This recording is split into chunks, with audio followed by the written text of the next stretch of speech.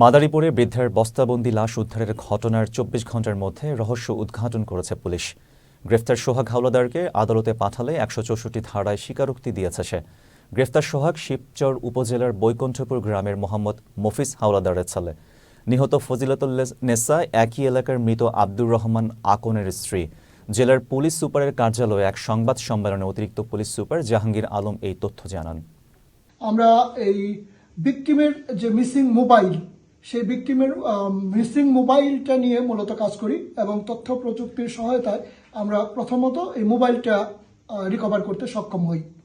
তো এই মোবাইলের সূত্র ধরে আমরা একজন আসামিকে গ্রেপ্তার করি। তার নাম হচ্ছে সোহাগ হাওলাদার, বয়স হচ্ছে ২৮ বছর। এবং এই সোহাগ হাওলাদারকে জিজ্ঞাসাবাদে এই ঘটনায় তার জড়িত থাকার প্রমাণ পাওয়া যায়। তো তাকে জিজ্ঞাসাবাদে তার নিকট থেকে এই মোবাইলের ব্যবহৃত সিম এবং ভিকটিমের স্বর্ণের চেন, আপনারা দেখতে পাচ্ছেন স্বর্ণের চেন এবং তার কানের দুল আমরা উদ্ধার করি তার কাছ থেকে, ভিকটিমের আসামির কাছ থেকে।